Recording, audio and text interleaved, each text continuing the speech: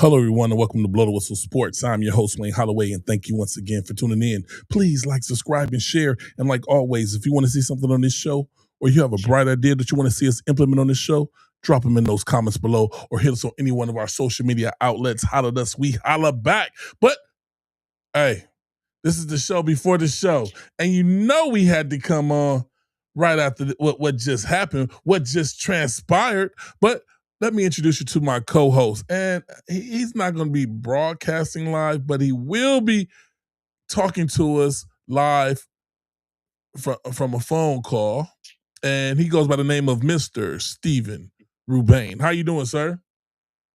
I'm doing great. I just finished watching the game. That's why I'm not broadcasting live, as I want to give you guys all the facts about tonight's national championship game between Michigan and Connecticut. Yes, sir. Say it right. Wolverines! Yes, sir. Your boy picked it, Steve. Your boy picked it.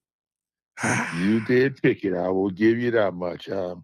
Michigan Wolverines are the national championships for the first time since 2000.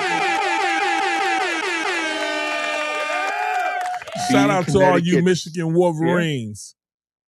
Absolutely.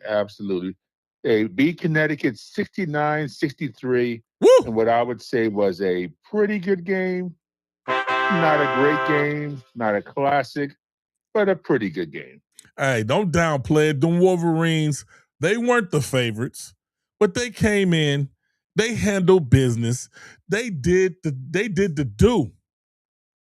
They broke a lot of brackets themselves. I must say, if you want to talk about the overall tournament, probably the biggest was the collapse of Duke, one of the worst collapses in college basketball history. That kind of put a downer on the tournament. And I'll give Michigan credit. Michigan was able to come through. They dominated their brackets, and so congratulations to them. Overall, we got to be honest. It was a solid tournament, but it wasn't a great tournament.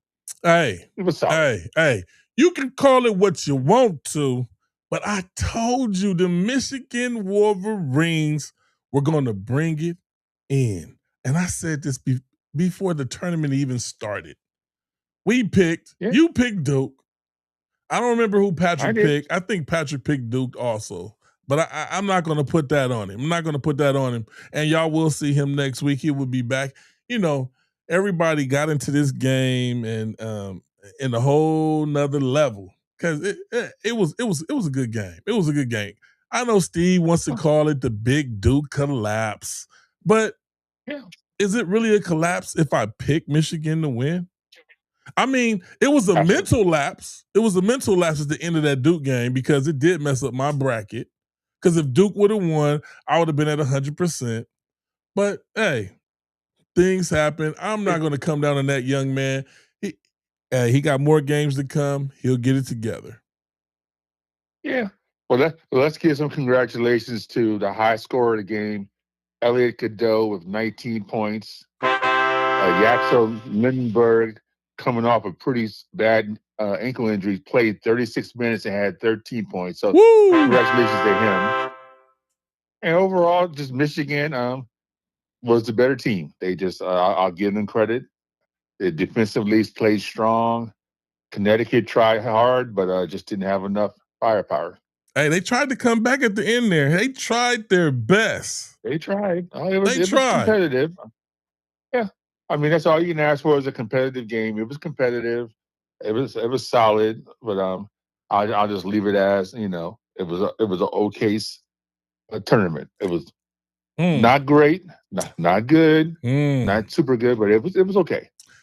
Hey, I'm gonna say it like this: they ran well, but they failed. Michigan Wolverines reign supreme.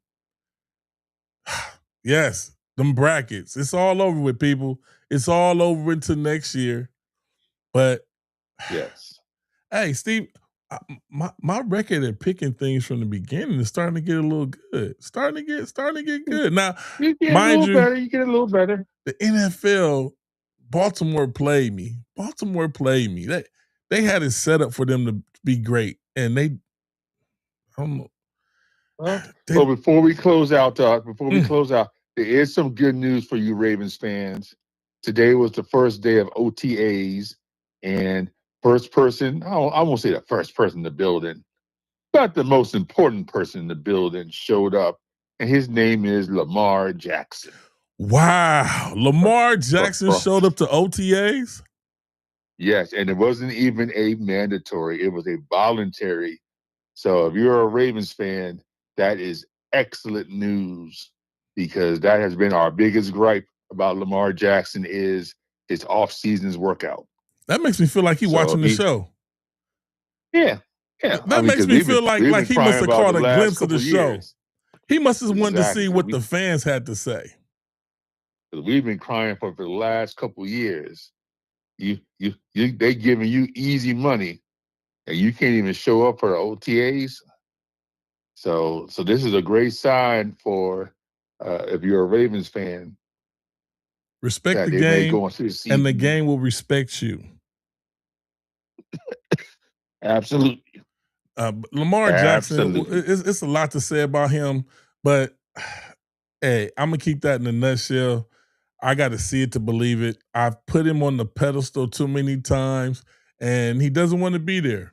But by him showing up to OTAs says a lot, because he just doesn't do this type of things. You know, he's more of a running his own program type of person. And this means this football season might be juicy coming up. But people, it just might be. Tune in to Blow the Whistle Sports Wednesday, 7 p.m. We'll be back. Well, we just had to get in here, and we had to announce the winners of the NCAA.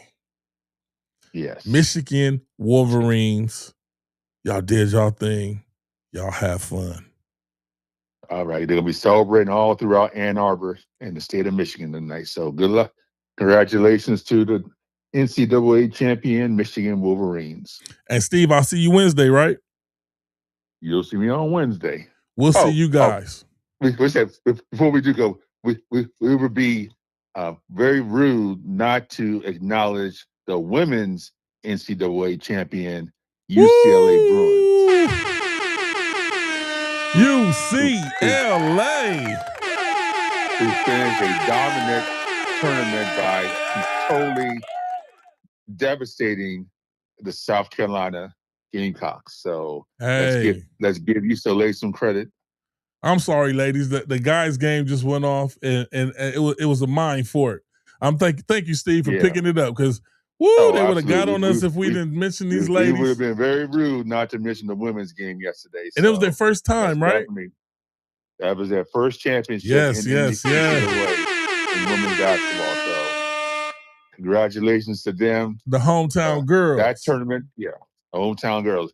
Now that tournament was a blowout. So, but I'm gonna give UCLA all the credit, because they came out and balled. So, and Steve, we gotta let everybody know about your bracket. What was your percentage of your bracket when that ended?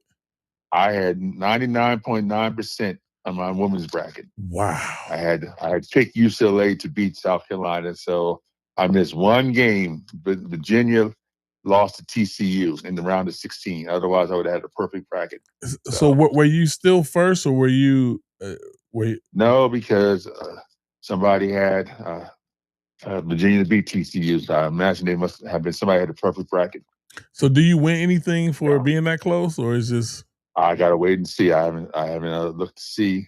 Hopefully by Wednesday, when we back in here, you got to report. Yes. Hey, you guys. I'll let you guys know on Wednesday. We got to let you know, because Steve, 99%? 99.9, one wrong. 99.9%. Do you know how hard that is, people? That is extremely hard. Hey, Steve, we got to give it up to you for having that good bracket out there. Next time, make it 100, Steve. I know. Hey, but we'll see y'all next Wednesday, 7 p.m. Tune in, Blow the Whistle Sports. Can't wait to see y'all. Please like, subscribe, and share. Tell a friend and tell another friend. Press that like button. We'll see y'all Wednesday, 7 p.m. Be there. All right. Peace out.